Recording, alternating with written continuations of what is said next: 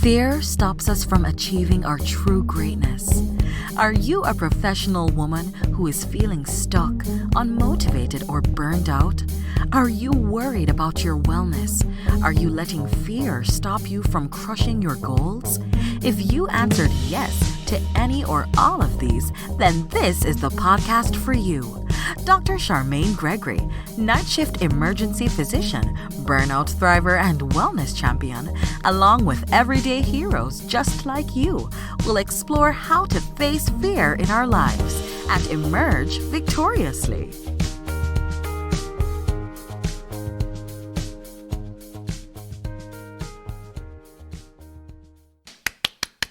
Hello, Fearless Freedom Tribe. It is Dr. G, and I am excited to be here. I am excited that you have taken the time to be here with me. I really appreciate you so much. And let me just tell you something. I am super happy. Why am I so happy? Why am I so happy? I am happy because you have just delivered like bandits. Like bandits? No, like bosses. That's better. Like bosses. And how have you delivered? Well, thanks to you, we have crushed, demolished, decimated the 15,000 downloads milestone. And get this, we are more than halfway to the 16,000 download milestone. So thank you so much for your help in making this podcast a huge success. And of course, I am doing my happy dance. So thank you so much for subscribing to the podcast, listening to the podcast, sharing with a friend or two, and leaving a 5-star rating. This is absolutely fantastic and helps the podcast get in more ears so that more of us can get off the fear fence and start living boldly and emerging victoriously. I have to make a PSA, and this PSA is going to be made every week until we are through the election. And that PSA is, as citizens of the United States, we have the right to vote. For many of us, that right has come with great sacrifice by those who preceded us. This is an opportunity to exercise your right. So I implore you, please vote. Every single vote counts, and you can make a difference.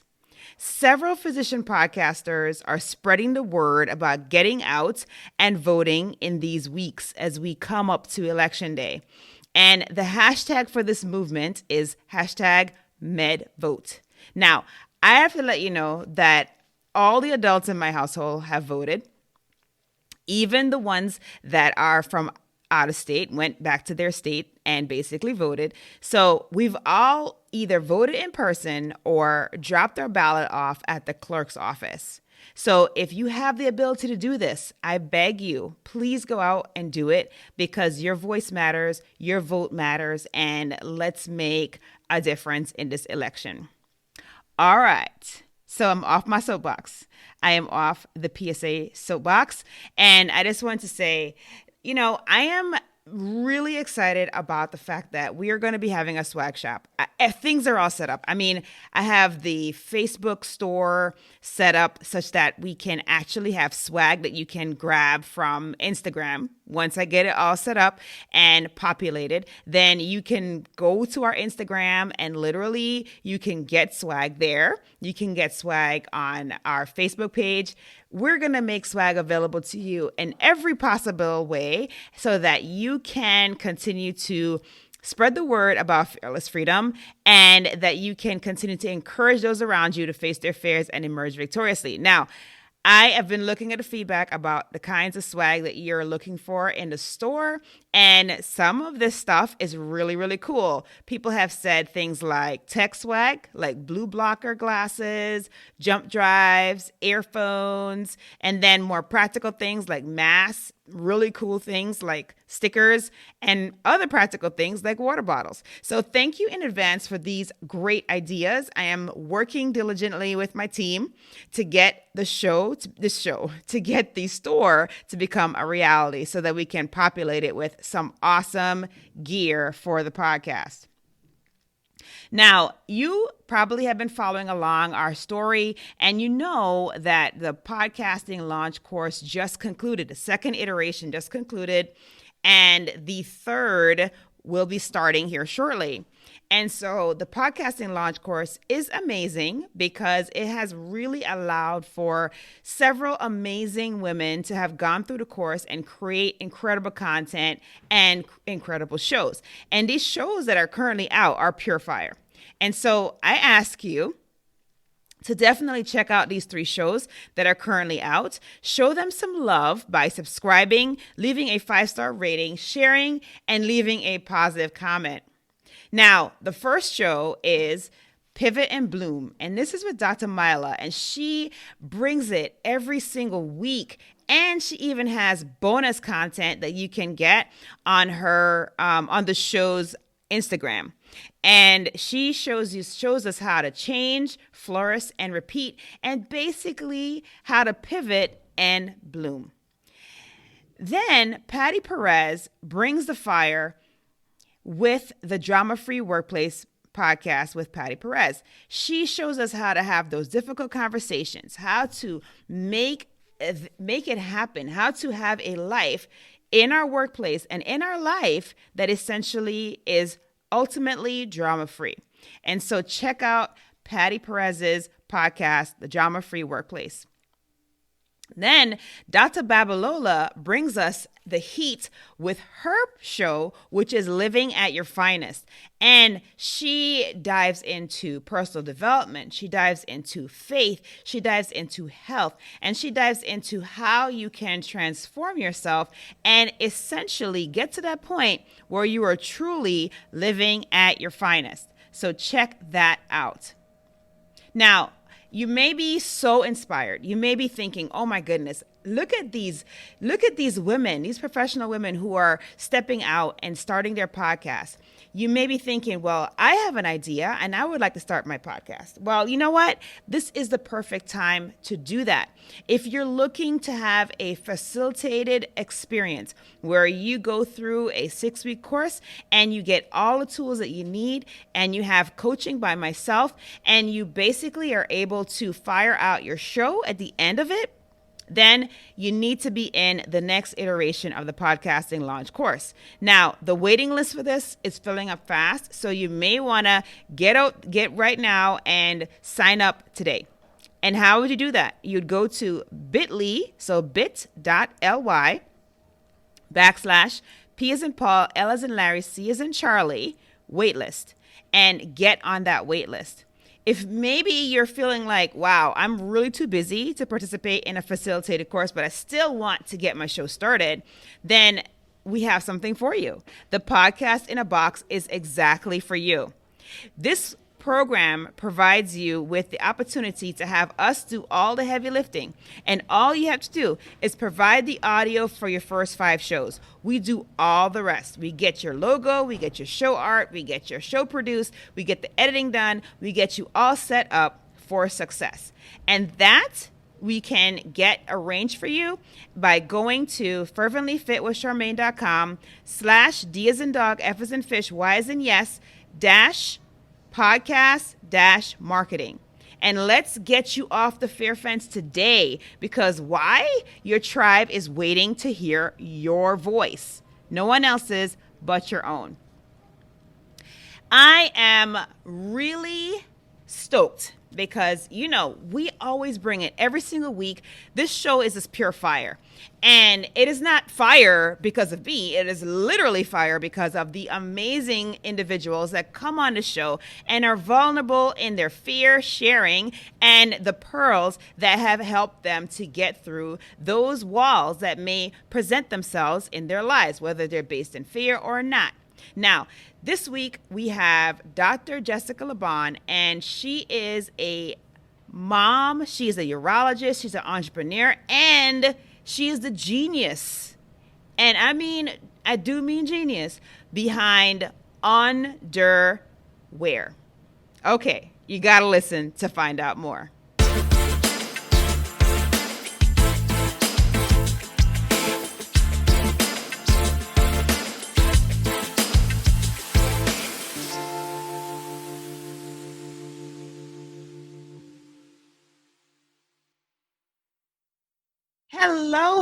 Hello, Fearless Freedom family. It's Dr. G, and we are back. And guess what? Today, we have none other than the absolutely amazing powerhouse female physician, mom, superstar, Dr. Jessica Lubahn.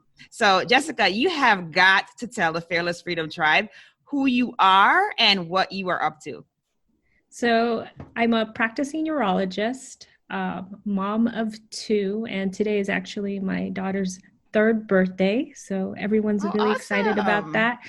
And I'm the founder of ONDRwear, which is luxe leak-proof panty line. Awesome. So there's quite a bit there. So of course, the number one job, even though, we have all these things that we do, is probably being mom. And so, tell us about your churro. Like, what do you have prepared for today? Like, what are some things that we're going to do to celebrate? Today, well, life has changed quite a bit. So she's turning 3, and, originally we were going to have her first birthday party. It's the first year she really is super excited about her birthday. Okay. But she's really into Tangled with Rapunzel. Yeah. So since we can't really do anything outside or have an event, I made this balloon. What do you call those? This balloon arrangement. Okay. So it's going up our stairs. So it looks like Rapunzel's hair. Oh, fantastic. I got her for her birthday a little Rapunzel costume. So she's dressed up as Rapunzel right now. Awesome. And then we're going to have cupcakes later. She said she wanted an ice cream party. So there'll probably be ice cream involved. And then she's very excited about her yes days. So whatever she wants, the answer is yes today. Nice. Nice. Ooh, let me tell you. I know. I got to be careful about that. Sticky wicket. I know. And her 5-year-old sister has negotiated a yes day for herself as well. So we got 2 yes days going for. Wow. Yeah. Wow. And maybe chaos later. Oh man, better brace yourself. I brought home these confetti balloons. They've already exploded in the house, so we've already got confetti everywhere. Oh my gosh, it's already begun. But they're super excited, super happy right now. So that's great. That sounds like the best birthday ever. I'm sure she's gonna remember that. Who cares if you can't have like a party outside? No, that's fabulous. That is absolutely fabulous. She'll have a lot of cupcakes for just herself. So there you go. Well, it is a yes day, so she can have more than one. I know. I think that's all she's going to eat today. Oh my gosh. That's so awesome. Awesome. And then, so let's talk a little bit about your other job, right? So you're a urologist. For those listening who don't know what a urologist does, do you mind enlightening us? Yeah. So in urology, we deal with everything involving the urinary tract. So kidneys, ureters, bladder, genitalia, I consider anything where pee passes through part of our domain. So a lot of people think of urologists only as like the male gynecologists, but there's actually quite a bit involved in terms of women who have kidneys and bladders and issues as well. So I'm a general urologist. I do a little bit of everything, but by nature of being female, probably 50% of my practice is seeing women. Which is why I talk about leaking and things pee in yourself pretty much especially all day after long. you've given birth. Exactly. That whole Exactly. like gift that keeps giving. Yeah. Yep, Yeah. Exactly. No, that's great. Yeah. I mean, I think there's something to be said for, because I'm sure your specialty, I mean, I can take a guess that your specialty is male dominated. Would that be Oh, a yeah. good guess? Okay. Because I know So, my yeah. specialty is male dominated, and, it's not a surgical specialty. So I can just imagine, I think how. the latest statistics is we're about 11% female. Wow. I think it's changing. There Okay. are more and more residents, but still very, very heavily male dominated. And so there has to be some challenges that comes along with that. And there is a lot to be said for, and probably this is part of the reason why you have probably more females, coming to you, that there is something to be said for, seeing a doctor that's female. Yeah. If you're female, right? I mean, yeah, absolutely. There's there's nothing against our colleagues who are male, but I think that, there's a huge commonality there. You can relate, you can feel more comfortable. And particularly if you're talking about sensitive things like, leakage, like you described. Absolutely. And, a lot of women are very embarrassed about this. They maybe haven't come to grips with it. It's not glamorous. It is not the IG feed type of postpartum scenario. Like, you come out, you get the baby out, your belly's nice and flat, and then you're looking like a glamour girl in the room, in the hospital room. So, that's this is one of the side effects of having the blessing of children that we often don't talk about. Right. So, absolutely. Having a woman that can actually relate to you makes a huge difference. Oh yeah, absolutely. When I had my first, I was pretty preeclamptic, so I was extremely swollen. Okay. And I was shocked at how little the belly went down after. Oh yeah, because nobody tells you that. It's like a shocker. You're like, wait a minute, what happened? I still look pregnant. Right. This is not supposed to be. But I had an epidural, so they had put a catheter in me. And they, when after she had delivered, they went to take the catheter out, and the nurse looked down there and was like, "Oh wow, you are swollen. I think we should keep that in." Because, let's keep it in. Let's keep it she's like, I don't know if I'm gonna find it again if you can't pee. Oh my God. I know. She basically was like, "Wow, this is I've ugly. never seen anything like this in my 30 years." I know. I felt like I was sitting on pillows for 2 weeks. And then finally when they went to take out, and I was pretty out of it, but, and they finally went to take out my catheter. And so of course, the nurse comes in the room and she lets down the balloon and she goes, "Huh, that's funny. Nothing came out of the balloon." And she's like, she kind of gave me a shrug and she was about to pull it. And I think at that moment I sat up and was like, "Do not pull. Like, whatever you do, don't pull." Right. Just get a pair of scissors, cut off the balloon port. And, anyway. It's a good thing you knew that. I know. Because I mean, if it were me, I'd be like, "Oh." I know. And then she finally was like, "Oh, you know a lot about catheters." And I was like, "Yes, I know. I know a lot about catheters." And the answer is never just pull it. Okay. Oh my gosh, that would have been so FYI. Painful. I know. I was like, "Oh, that's horrible." Don't just pull it. And then I had a pretty traumatic delivery. I was pushing actively for 3 hours, and so the whole time I'm pushing, I'm like, there goes my pelvic floor. I'm going to be totally incontinent after this. Oh no. And then they're pulling this balloon. I was like, "No." Let's not add insult to injury, please. I know. I want a little bit of continence after this. Wow. But I was like, of course that happens to me. It's so uncommon for a catheter, the balloon to not come down. And right. But of course, because you're a urologist. That's I'm right. a urologist. It happens to me. Oh my gosh. And then do you feel like this experience that you had, do you feel like that has helped you to have a better relationship with your patients that come in that have this issue?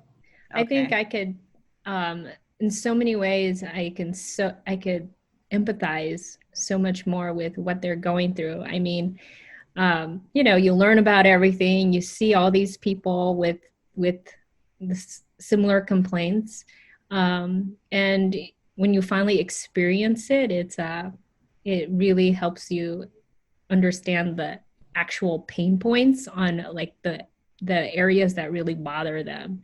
And so one example of this, I think, is when I first got pregnant. I just had severe urgency, like every 20-minute kind of urgency. And this is something I deal with in my patients all the time on a Okay. daily basis, overactive bladders. And on one hand, there are a lot of really good treatment options, and it's so common. So, when you're sitting there, you're kind of like, yep, this is what we're gonna do. This is why it's happening. Right. And so it's so common enough, you don't really think twice about like how awful it is. And so right when I first got pregnant, I had this severe urgency early on. And there was one day where I was starting my surgery day, and it was like, oh my God, I don't know if I could last through a 30-minute case without peeing 3 times. Oh my gosh. Like, I don't know what I'm gonna do Did you here. have that thought like, wait, Oh should I my put a gosh. Foley in just in Yeah, no. case? Like The thing is, like, I knew I was empty. I knew there was nothing there. Right. But like that feeling that you can't get off the toilet was, I mean, pretty awful. And I remember sitting there in the bathroom thinking, if I get through this day, I will never, ever minimize this complaint, because it is truly awful. Yes. This feeling. But yeah, when you go through it, it's quite different than when you're just talking about it and when you're just intellectualizing it all. Absolutely. So yeah, totally different perspective. Wow. But And so what was it that led you to basically start your company? What led you to that? Well, there were a lot of different facets of it. First of all, as a urologist, I see people who have this issue all day long. And I see so many various degrees of it. And the interesting part is the bother, the pain of the issue is not necessarily correlated with the severity of the issue. So, there are a lot of good treatment options, from medications to even surgery and Botox and all sorts of things. But there are some people with pretty mild, from a clinical standpoint, like, oh, it's not that bad, but who are asking for pretty severe treatment, they're asking for surgery. And so, when you're sitting there, you think, wow, that's a lot of risk you want to take on for something that is just really quality of life. So it's really impacting, it really forces them to stay at home. They feel like they can't go out and socialize. It's pretty devastating for some people. And then I also had family members who had prostate cancer surgery. Okay. And they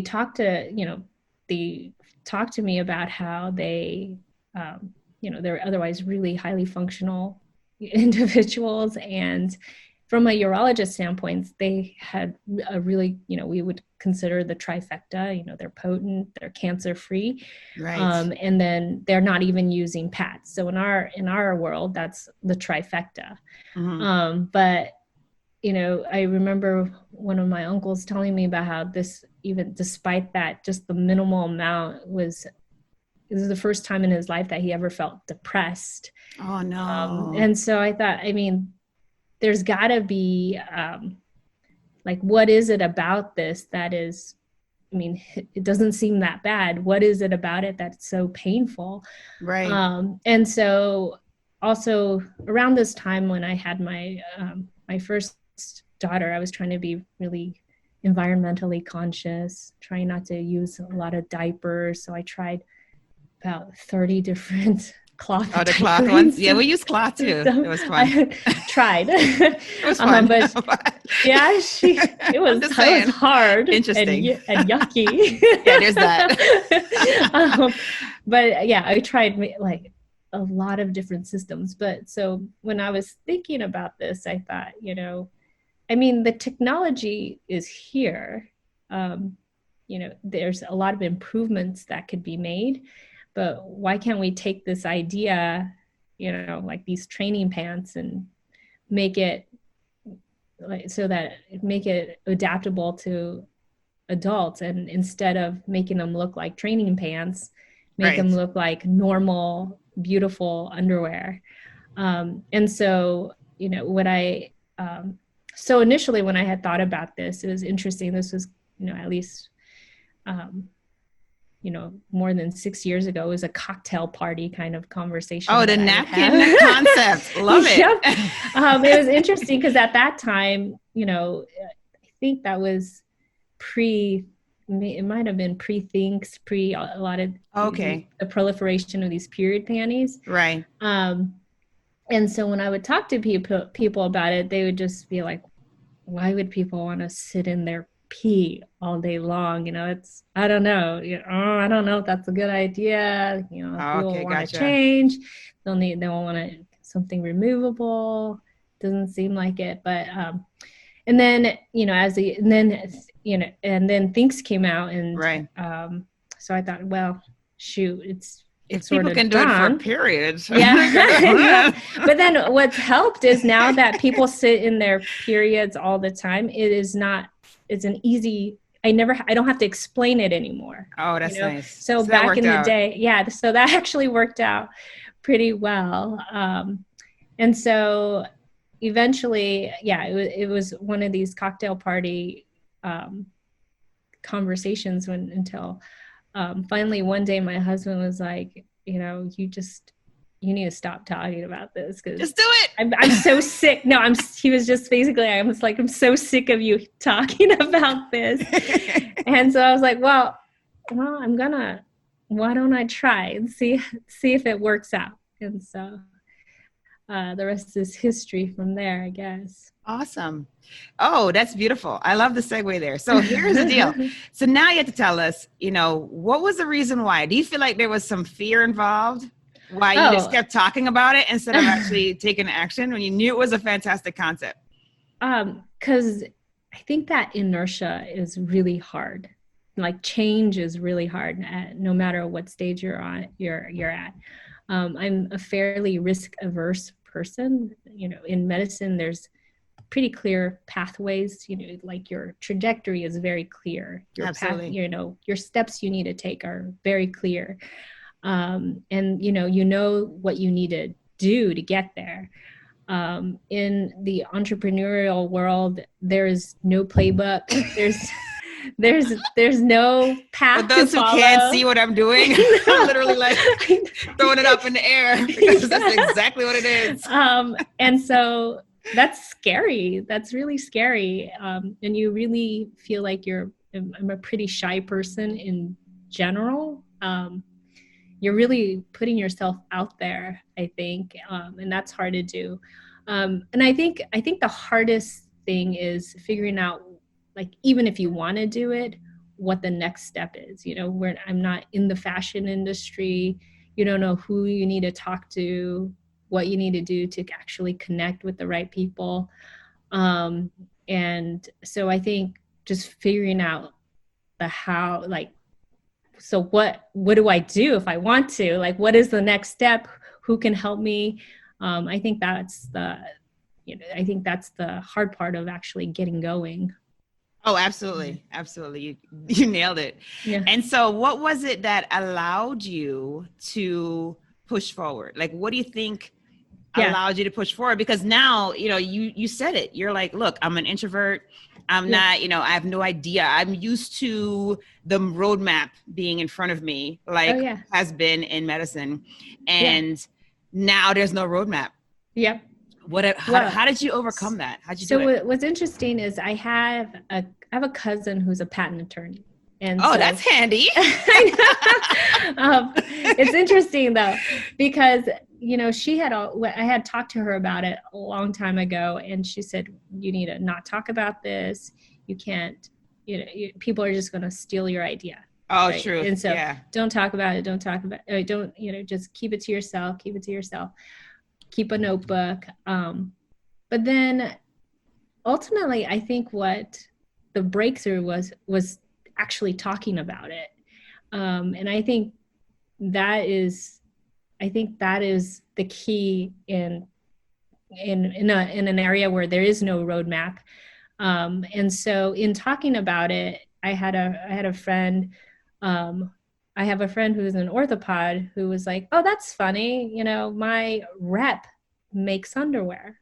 You know, her like, I don't know, her striker rep makes underwear. Okay, that's like, just so random. I know, it's so random. And so I had this coffee. So I sat down with this guy for coffee. So there's a underwear brand called Saks where they make a ball pouch. Okay. And so he had a similar concept. He had talked about how, you know, there was a time when he was overweight, and what was preventing him from working out was that his testicles would rub on his thighs. So he didn't like that. So he created these underwear so they would have a pouch so it'd separate his testicles. And anyway, that's actually pretty genius. I know. But I was like, that is genius. But on the other hand, like, wow, there's a market for that, right? Right, there's exactly. Totally a market there's a niche for this thing. Yeah, there's a total niche. And at that time, he said, well, he had some publicity, and so he was selling it in 30 countries. And I was like, so my thought was, well, this could be done. Right. You know, he has no experience. Right. Like, so. And he's selling it for a different purpose, but. Yeah, it doesn't seem like as common a problem, but, you know, but I was like, well, that was the first time I had met someone who had actually created something in the apparel space. And so it gave me the feeling like, wow, he didn't know anything and he did it. Right. So right. If he could do it, I should be able to figure this out too. Yeah. Yeah. And so it was really nice to talk to him, because he was like, well, you need to find these people who could help. These are the kinds of people that could help guide you through the process. And he had help because he had a friend who worked for Gap.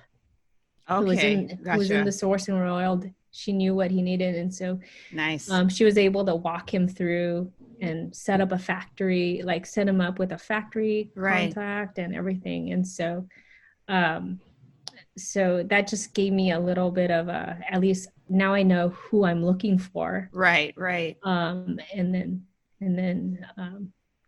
I feel like that's sort of been the story all along, where the more you talk about it, the more you meet, someone will say, oh, you know, you should meet this person. Gotcha. And you should meet. And so what I find is, you know, even if the person you meet doesn't know, you know, or can't help you, a lot of times you're one step closer because they know someone who can, he's like, oh, I can't help you, but you need this person who can give you this next step.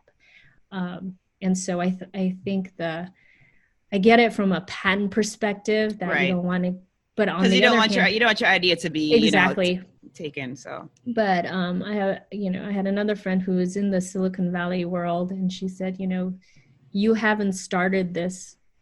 Why? Because it's hard. So you should not fear other people taking your idea, because if it were so easy, you would have done this. Right. Yeah. So she said, and so she's the one that gave me this advice, and she was like, you should keep talking to people, because one day you're going to find somebody who knows and who can help you and will, you know, take you to the next person who can help you. And I thought that's been the best advice. Now, did you have that conversation before you spoke to the rep who makes the underwear? No, afterwards. Actually, afterwards. Okay. I think at that point, I was talking to my ortho friend, because she's just a really close friend of mine. Yeah. And she's one of these people she's like the connector person. Oh, nice. Thousands and thousands, you know, people. Yeah. She just knows everybody.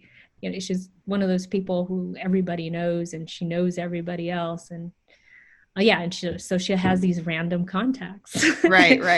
But it's interesting. So yeah, the person who had given me the other advice was a close friend of mine who, once I had decided to pursue this, was the one that gave me that advice to keep talking to as many people as you can. Don't worry about it. So you dealt with your fear of starting by expressing your interest in what you wanted to do. And as a result, you started to get momentum because you talked to the one guy and he's like, look, I did this for my people. And, you know, and then you talk to your friend and she's like, oh, okay, well, you know, let me just give you some encouragement here, because if it was super easy, trust me, number one, you would have done it already, and everybody else would have done it. So clearly the path is not an easy one. So go for it. So and that gave you the courage to kind of push forward beyond your fear. But also, I think when you're a physician, you're on maternity leave, you know, there are a lot of other complicating things that go on in your practice, you know. So I'm the only partner in my group who has ever, in the history of my group, taken a maternity leave. So I know. So negotiating. If you can't see, I'm like having a heart attack over here. Wow. Yeah. So I feel like a lot of times medicine is the last realm of the old school, right? Where you can get away with things that medieval you times. can't get away with anywhere else. And so, well, my maternity leaves were contentious, and that kind of, you know, everything's good now, but at the time it was very contentious and caused some bad blood. And so I was not happy with where I was at the time. And so actually it got me thinking, you know, well, and I'm in Portland, Oregon, so it's a really small world. And it's like, well, I can't just go to another group, you know, it's such a small world. I'd just, you know, be professional suicide. But then I thought about it and I was like, wow, I still have 30 years of this. You know, I need to figure out how to cope.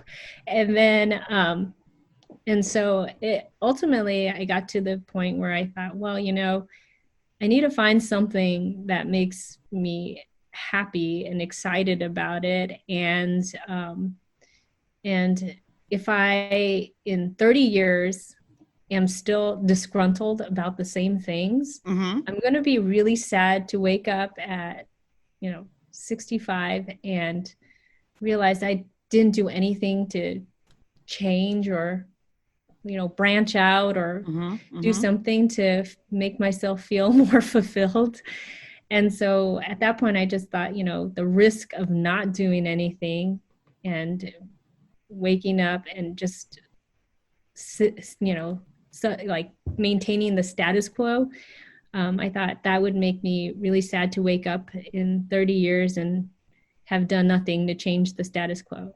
So I thought, well, that's a little bit more risky to me than actually seeing if I totally fail. I'd rather fail and know than never know than to have never tried. So absolutely. No regrets. No regrets at all. And, you know, things work out as time passes. And time will pass anyway. I know time passes and people forget you took a maternity leave and things get better. And then you probably have and more everything gets better. Partners and, you know. Oh, this is so funny. It's funny. It's pretty crazy. It is crazy. Oh. It is crazy. Yeah, as you say that, I mean, so it wasn't for me, it wasn't as dramatic as that because, you know, we have shift work in our practice. So it's not the same as when you have your deck of patients that you have to do operations on and all that. But when I joined my group 15 years ago, there were 3 other females in the group. Okay. And it's a pretty sizable group. Yeah. And, none of those individuals had taken maternity leave. Oh, yeah. Right. So they hadn't had that. And so, I joined, and another partner of mine joined at the same time. She had literally just given birth in her 4th year of medical school. So she came in with a baby, and I was newly married, because literally graduated residency, got married, and then started this job. Wow. And so, no, it's crazy. And then, so I go ahead and get pregnant, and then I find out that, and maybe I did know this before, but I guess it wasn't, like when you're not in that vein, you're not necessarily looking at the contract details that great. Exactly. And so I didn't realize or at that. all. Or at all, which is, you're just super happy. You're like, oh my God, I have a job. Yay. And so, not that you would have had a problem having a job, but it's just that whole, you're just happy. You don't think that far ahead. Right. You're not going with your eyes open, which you should. That's a whole other conversation. Yeah. But, so, so basically, so we have, get pregnant and everything. And I didn't realize that there was no paid leave. Yeah. And so, but there was FMLA, right? So you could take your 12 weeks, and your job would be there, but you're not getting paid during that time. Oh yeah, So I was totally, and for me, I was perfectly happy with not getting paid at the time. We just the way my practice is, we have really high overhead. Okay. I just didn't want to be, way in the hole when I came back more than anything. So I was trying to negotiate some overhead relief and that was the points of contention, whether or not I deserved any. Because, in my practice, if you take a medical leave, right, you get overhead relief. But they told me they didn't consider pregnancy medical. And so I was like, well, it is medical. Yeah. And then, and I was like, well, how, I'm pre-eclamptic. What if I stroke? So that's not medical. Right, exactly. That's it. But anyway, then they were like, well, if you have a complication, it becomes medical. And I was like, oh, and then I was like, well, and then the reason why they said it was not medical was because it was a choice. So I had to do IVF for both kids. Okay.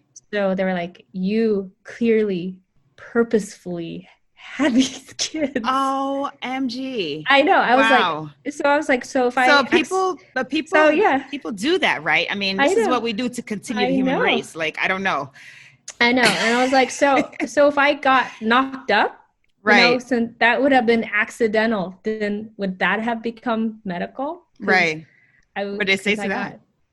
They were just like, no, that's not, we're going to if you want to talk about pregnancy being medical leave, we got to renegotiate this. Oh my. I know. So, I mean, we came to an agreement, but it was like, I had to sit down and everyone had to talk to me about whether or not I was being reasonable. Oh my.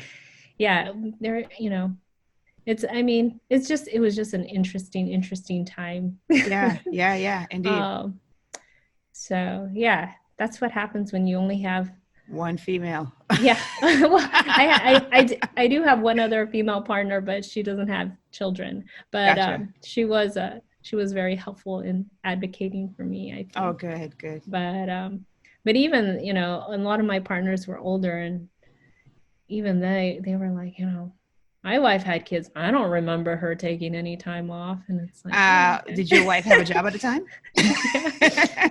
And then one of my partners actually told me, he was like, oh, actually asked my wife, because I don't remember her taking any time off. And then he actually asked her, and she was like, yes, dummy, 6 weeks. And he was like, oh, I don't even remember. Guess she did.